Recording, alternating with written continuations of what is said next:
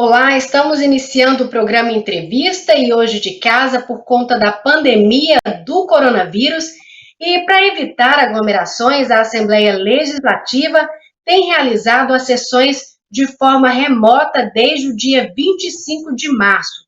De lá para cá, diversas matérias têm sido votadas de forma direta e indiretamente ligadas à Covid-19, tanto no Executivo quanto no Legislativo. Para conversar sobre esse assunto, eu entrevisto agora o deputado delegado Eduardo Prado, ele que é presidente da Comissão de Segurança Pública da Alego e também vice-presidente da Comissão de Direitos do Consumidor. Deputado, eu já inicio te perguntando qual que é a avaliação que o senhor faz com relação a essas sessões remotas? Tem sido de forma produtiva? Foi a melhor decisão a ser tomada? Muito obrigada pela sua participação aqui no programa Entrevista.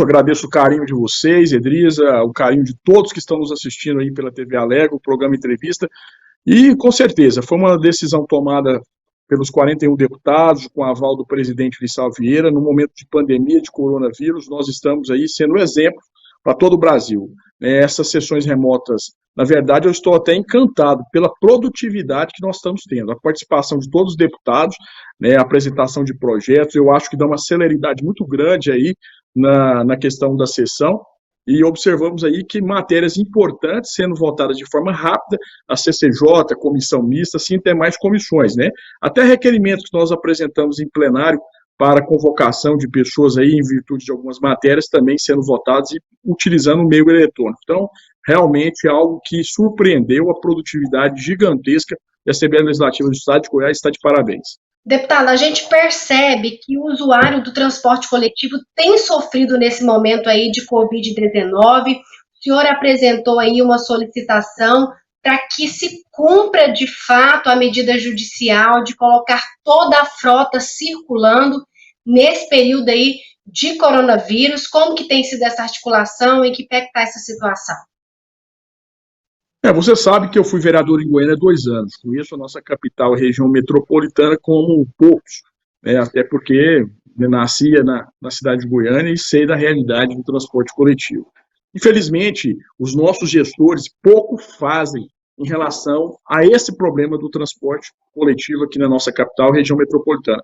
Esse problema se arrasta há muitos anos e não há ninguém de pulso, nem de coragem para resolver de fato essa situação de não cumprimento de contratos, de pessoas tratadas igual animais no transporte coletivo, falta de abrigo de ônibus, falta de ponto de ônibus aqui, de abrigo para os usuários, enfim, são várias cláusulas contratuais de segurança, enfim, que dificultam e trazem aí essa situação calamitosa que é o transporte público na nossa cidade. Com essa questão do coronavírus, a situação se agravou ainda mais, muito mais, até porque houve uma restrição no primeiro momento de todos os comércios, depois houve uma flexibilização de algumas atividades e é lógico que o fluxo de pessoas nos pontos de ônibus aumentou. A grande questão é porque as empresas reduziram, disseram em primeiro momento a 20%, que eu acredito que foi muito mais, dispensaram muitos motoristas, deram férias a outros motoristas e aí não se justificou que esse momento de coronavírus não se justifica esse comportamento desses grandes empresários, que também tem que dar o seu voto de sacrifício, porque comerciantes estão sacrificando, pessoas estão sacrificando, nós estamos nos sacrificando, pessoas estão deixando aí de trabalhar, e esses empresários que ao longo de muitos anos ganharam muito dinheiro, e agora não podem fazer a contrapartida. Pelo contrário, eles, para colocarem 100% da frota, exigiram uma contrapartida do governo, do município. Foi o momento que nós apresentamos aí, juntamente com a Defensoria Pública do Estado de Goiás, uma ação.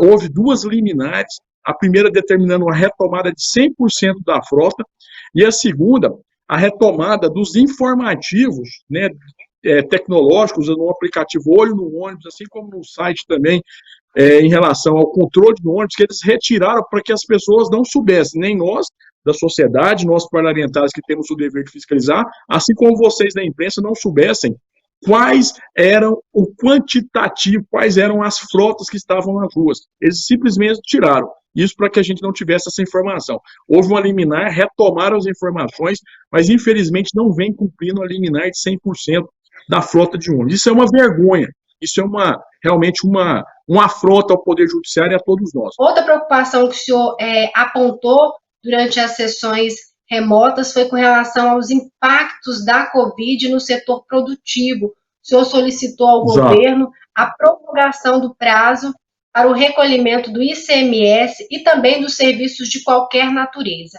o ISSQN. Nós estamos muito preocupados com o setor produtivo. Num primeiro momento, lógico que é muito importante essa restrição, né, essa questão do isolamento para a contenção e da curva da propagação dessa doença, que as pessoas às vezes comparam com outras doenças. Eu conversei com vários infectologistas nas nossas redes sociais, inclusive fazendo live, eles explicaram que o contágio é muito alto dessa doença e a mortalidade, a taxa é muito alta. Então houve essa restrição, que ao meu ver foi importante, mas por outro lado nós observamos o setor produtivo que gera empregos, que gera recursos, que gera tributos para o Estado, enfim, que movimenta toda a economia do nosso Estado. Essas pessoas foram largadas. Eu vejo uma dificuldade gigantesca do governo federal em fazer, inclusive, essa ajuda aí emergencial para as pessoas aí aglomeradas na Caixa Econômica. Não há um dinamismo nisso. E aqui no Estado de Goiás, infelizmente, eu observei que não houve um tratamento digno com os pequenos microempresários, assim como também ao setor produtivo. Pela Prefeitura de Goiânia, uma lástima. O prefeito Iris Rezende totalmente ausente desse processo. Aliás, ele mandou mais de 1.500 empregados temporários, servidores temporários, maioria professores, embora. Nós também entramos com ação também contra isso, contra essa situação toda, né, juntamente com alguns sindicatos. E o que eu observo é que não diminuiu, não parcelou o ISSQN, não fez qualquer tratativa nesse sentido. O ICMS também não houve um parcelamento, uma facilidade. Esses financiamentos que ofereceram exigem garantias muito gigantescas, aí as empresas estão perdidas. Enfim, eu temo que haja um desemprego em massa aqui no nosso estado de Goiás. Algumas empresas já foram embora do nosso estado já. Então isso gera desemprego e para que nós recuperemos isso vai ser muito difícil. Razão pela qual nós apresentamos esse requerimento, assim como o parcelamento, a prorrogação do IPVA, a questão para que haja esse alento aí, principalmente esses micro e pequenos empresários, comerciantes que estão passando uma grande dificuldade aqui no nosso estado de Goiás. Espero eu que haja um bom senso, até porque nós também, é outro requerimento que eu apresentei em plenário, um ofício convidando a secretária Cristiana Schmidt, com todo respeito ao governo de Goiás. Nós, deputados, somos os últimos a saberem de como estão as contas do Estado. Até hoje nós não sabemos. A gente sabe por dizer ou por informações, pedido de redução de gastos da Assembleia, de custos 20%, mas nós não sabemos o que deixou de gastar, quanto gastou, qual o recurso federal que entrou nos cofres do Estado, qual que foi a arrecadação de ICMS. Nessa área deixamos de arrecadar, nessa área arrecadamos mais, enfim. Nós estamos totalmente desinformados, nós somos os fiscais das leis, nós somos os deputados representantes da sociedade. Então, eu já solicitei isso para que a gente tenha, inclusive, justificativa de não prorrogação do ICMS, parcelamento, antecipação das grandes empresas que antecipam com deságio, às vezes um desconto para ajudar as pequenas em financiamentos. Enfim, a gente pede isso e espero eu que o governo de Goiás ele tenha um bom senso em relação, até porque nós estamos fazendo a nossa parte, nós deputados e outros órgãos. Por exemplo, nós reduzimos aí, repassamos a questão da construção 10 milhões de reais, eu de uma forma particular, coisa minha, pessoal, passei 60% do meu salário, contive todos os gastos, eu prorroguei pagamento de algumas situações para ajudar as pessoas necessitadas, converti em cestas básicas, já doamos mais de 7 toneladas de cestas básicas, em lives de cantores que estão ajudando as pessoas, dei 2 toneladas de alimentos, enfim, é algo que cada um tem que fazer o seu sacrifício. Então, eu espero que o Estado também, a Prefeitura, faça o seu sacrifício também, porque é importante nesse momento todos estarmos unidos, porque há pessoas passando fome, comerciantes passando necessidade, fome, pessoas que trabalham nesses comércios com uma grande necessidade. Eu recebo aqui, minha rede social é muito intensa, o nosso acesso à internet, vocês sabem aí nas nossas redes sociais, durante vários meses somos aí o primeiro colocado aí em acessos aí no nosso perfil na Assembleia. Eu recebo aqui diariamente mais de 400, 500 mensagens no WhatsApp e no nosso e-mail e telefonemas, de pessoas desesperadas. Então, essa é a razão pela qual que nós solicitamos esse amparo do governo estadual e da Prefeitura de Goiânia. E o senhor deixou bem claro que é muito importante a transparência em todos os momentos, inclusive, né, principalmente nesse momento de pandemia. Então, tem que ter a transparência, tem que ter esse feedback aí de todas as partes. Agora, deputado, o senhor é vice-presidente da Comissão dos Direitos do Consumidor. O senhor tem solicitado uma intensificação maior com relação à fiscalização aí de itens como máscara, álcool em gel, luvas e também itens da cesta básica. Como que tem sido essa parceria aí junto ao PROCON? Primeiro nós somos aí defensores do consumidor do estado de Goiás, todos conhecem meu trabalho. Fui durante aí quase 4 anos delegado titular da Delegacia de Proteção, Delegação de Repressão a Crimes contra o Consumidor, a DECON de Goiás, né, titular da Delegacia Estadual. Nosso trabalho também como vereador, 2 anos, fui presidente da Comissão de Direito do Consumidor da Câmara Municipal de Goiânia e agora vice-presidente da Comissão de Direito do Consumidor e presidente da Comissão de Segurança Pública. De forma imediata, quando começou todo esse processo, procurei o superintendente do PROCON Goiás, doutor Allen, assim como o delegado titular da Delegacia do Consumidor, o doutor Gilson Mariano.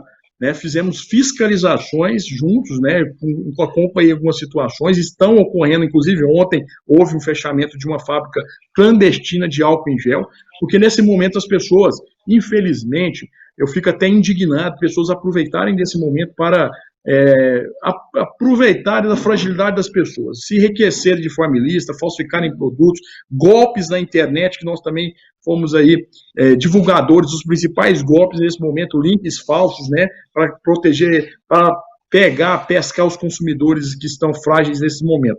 Nós tivemos uma preocupação em relação à falsificação de produtos, o preço exacerbado de álcool em gel, assim como de outros produtos, máscara, utensílios aí da cesta básica no supermercado em fornecedores, observando que essas investigações estão sendo realizadas ainda, há uma dimensão muito grande. Agora as pessoas às vezes nos indagam o seguinte, o preço está alto nesse momento, essa situação, né, às vezes o álcool em gel era 20 e passou para 30, mas aí nós temos que ter a preocupação e, lógico, a responsabilidade, diria eu, de ver a cadeia, porque às vezes o produto ali, o álcool em gel, você tem a tampa, aquele puxador, a embalagem, outros produtos que encareceram em virtude da demanda. Então, às vezes importa de outros países da China, então nós temos que ver a nota fiscal de 3 meses atrás, o valor, por exemplo, que uma farmácia comprou aquele álcool em gel, a margem de lucro que está tendo agora e anteriormente. Se houver algum tipo de observação que aumentou a margem de lucro de qualquer produto de forma exacerbada e totalmente prejudicial ao consumidor, a pessoa responde pelo crime contra a economia popular, né, pegando uma pena até de 2 anos. Então, isso aí é importante. Nós fizemos esse trabalho, fico muito feliz do respaldo da sociedade. As pessoas mandando um agradecimento, fizemos um trabalho também em relação ao corte de água e energia elétrica, né, em relação ao governo de Goiás, à questão da Enel. Fiz o requerimento, né, e o presidente Lissauer também assinou para a questão da autoleitura da energia em relação à Enel, que foi, inclusive, o presidente da Enel estadual e nacional respondeu diretamente a mim, dizendo que atendeu o nosso pleito da autoleitura que antes estavam fazendo por média, fizeram um aplicativo para nos atender. Fico feliz também dessa grande vitória. E também os trabalhos continuam em relação à fiscalização, em relação ao trabalho da Delegacia do Consumidor e ao PROCON de Goiás, a tudo isso que a gente vê. Eu sou um grande defensor dos consumidores do estado de Goiás, né, e também cobramos também a diminuição do ICMS dos combustíveis, já que nesse momento de pandemia, o transporte também vem com grande dificuldade, principalmente dos caminhoneiros que fazem um transporte de medicamentos e outras situações. Pedimos também que o governador pudesse fazer um projeto de lei para cancelar, suspender o pagamento de pedágios também, que é outra coisa que acaba influenciando no produto final, no valor, e ajuda o consumidor também. Enfim, são várias ações que nós fizemos aí, que teve uma repercussão estadual e nacional. Eu fico muito feliz, inclusive, de projetos nossos ter sido colocado também em prática em outros estados. Outros deputados também nos ligaram, em outros estados, São Paulo, Rio de Janeiro, Distrito Federal, que pedindo informações em relação a muitos projetos que foram apresentados também nesses locais. Tá certo, deputado, é a gente ressaltando aí a importância, mais uma vez, da transparência, da responsabilidade de todos, da consciência, para que toda a população passe por esse momento tão delicado, tão difícil, de forma mais leve, digamos assim, se é que dá para dizer dessa forma. Eu agradeço muito a sua participação aqui no programa Entrevista. Eu agradeço a vocês pela oportunidade, dizer que parabenizo aí a TV Alego, a sua pessoa, dizer que vocês estão de parabéns, vocês são diferenciados. Eu tenho orgulho de dar entrevista à TV Alego, né? Dou entrevista a vários canais aí do estado de Goiás, vocês sabem aí, mas a vocês eu tenho um carinho especial, até porque vocês fazem diferente, vocês, apesar da estrutura não ser de grandes empresas aí, televisivas no Brasil, mas vocês fazem aí como se diz, né, da simplicidade algo diferente. Nós estamos aí modernizando a TV Alego e hoje nós estamos aí com audiência gigantesca. Obrigado pelo carinho que eu tenho de todos vocês aí da TV Alego. Um beijo para vocês. Muito obrigada, deputado. Em nome de toda a equipe da TV Alego, aí, pelas palavras. Obrigada mesmo. Obrigado. Nós agradecemos mais uma vez a sua participação. Programa Entrevista conversou com o deputado delegado Eduardo Prado, do PV, ele que é presidente da Comissão de Segurança Pública da Assembleia Legislativa e também vice-presidente da Comissão dos Direitos do Consumidor. E você, telespectador, se for sair, coloque a sua máscara. Faça também a sua parte. Continue nos acompanhando no canal 8 da NET e também no 61.2 TV Aberta. Muito obrigada pela sua audiência.